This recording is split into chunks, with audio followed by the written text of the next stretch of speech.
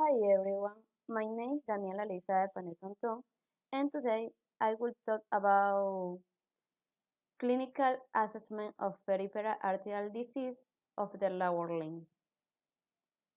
Definition: peripheral arterial disease is often asymptomatic with only half of all patients displaying typical symptoms, making a diagnosis by other means and toll necessary. Video.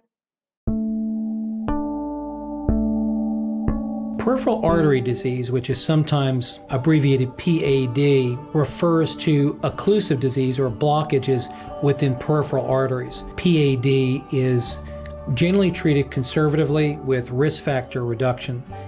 When a patient comes to VCU Health and they have first been assessed for risk factor modifications such as the smoking cessation and control of other risk factors, and they still are having, for instance, debilitating leg pain that limits their quality of life, we then assess them for the possibility of minimally invasive interventions. And if indeed they have anatomy that looks amenable to minimally invasive techniques, usually the next procedure done is an arteriogram, sometimes also called an angiogram. If minimally invasive options are not feasible because of anatomic constraints or because they've failed, then more conventional surgical procedures that have been utilized for 20 to 40 years come into play, and we're expert in both the minimally invasive procedures as well as the conventional open surgeries at VCU.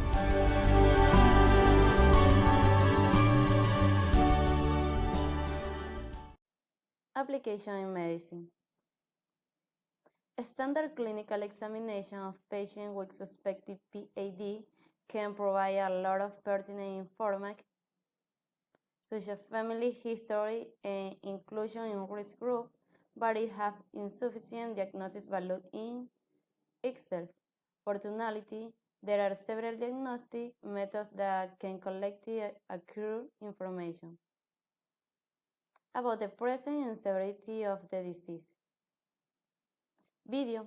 The road to a healthier life begins right here from one of America's most respected names in medicine, Henry Ford Health System. This is Healthy Living at Henry Ford West Bloomfield Hospital. Hi, Jimmy Rhodes here with Nicole Kennedy, who's a vascular surgeon here at Henry Ford West Bloomfield Hospital. And Dr. Kennedy, I hear this term PAD, but I don't know what it is. What is it and who gets it? Jimmy, PAD stands for peripheral arterial disease. That's hardening of the arteries or blockages in the blood vessels that go from the heart down to the toes. Anyone can get it, usually builds up over many years. People who are especially at risk are people with heart disease and risk of stroke. Okay, and we have a question from our audience. Go ahead. Yes, sometimes when I'm walking, my legs cramp. Do you think I have PAD?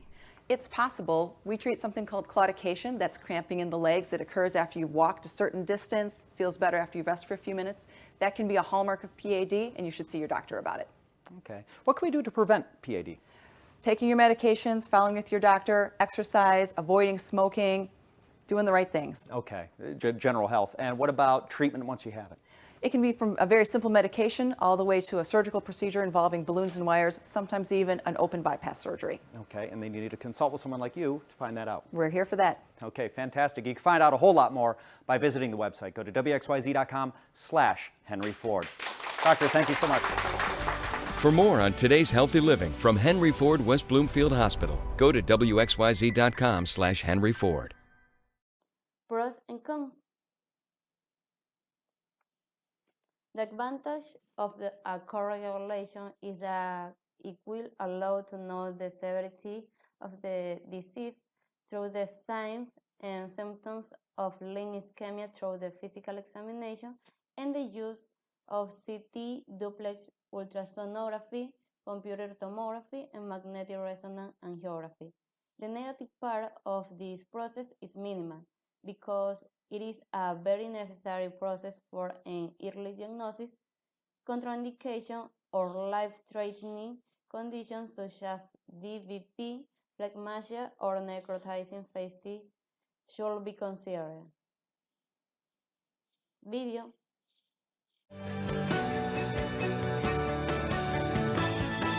We have a graphic of risk factors that you should be looking out for. Doctor, let's go over those. He is walking to our 3D image wall, and Obviously, history of smoking, doctor, that's common sense. Diabetes, advanced age, high blood pressure, excess weight, a family history of PAD, and high cholesterol. Is it one of these, or would you say it's all of these? I think it's all of those. Okay. All of those play a critical role in the development of peripheral arterial disease. If I had to choose two major risk factors, I mean, diabetes is one of them, without question. Diabetes is a major risk factor, and smoking is another major risk factor. Those two are, to me, in my opinion, the most common causes or the most important causes of developing peripheral arterial disease.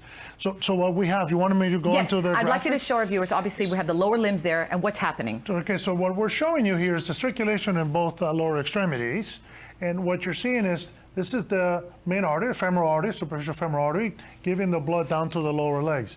When you have a blockage in this area of the artery, it inhibits the blood flow or the oxygenated blood to provide the much needed oxygen to those exercising muscles. Okay. So this is similar to a condition known as angina pectoris or angina in the heart. The heart is beating. There's a clog of atherosclerosis, one of the arteries. Not enough blood gets there. The patient has chest pain. This is exactly the same thing. Okay. So the patient is walking, the muscle is contracting, needing more blood flow. The patient stops.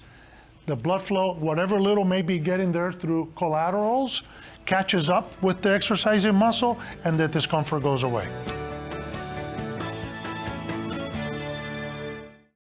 Isoplay in Ecuador. Peripheral arterial disease is the most common non-cardiac arterial disease in the world.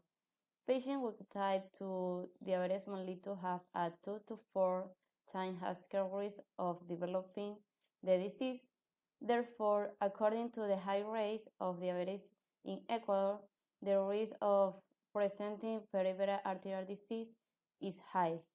In addition, according to WHO projection in 2030, diabetes will represent the 7th leading cause of death. This indicates a high risk of disease prevalence. Video. Peripheral artery disease, which is sometimes abbreviated PAD, refers to occlusive disease or blockages within peripheral arteries. PAD is generally treated conservatively with risk factor reduction. When a patient comes to VCU Health and they have first been assessed for risk factor modifications such as the smoking cessation and control of other risk factors, and they still are having, for instance, debilitating leg pain that limits their quality of life, we then assess them for the possibility of minimally invasive interventions. And if indeed they have anatomy that looks amenable to minimally invasive techniques, usually the next procedure done is an arteriogram, sometimes also called an angiogram. If minimally invasive options are not feasible because of anatomic constraints or because they've failed, then more conventional surgical procedures that have been utilized for 20 to 40 years come into play, and we're expert in both the minimally invasive procedures as well as the conventional open surgeries at VCU.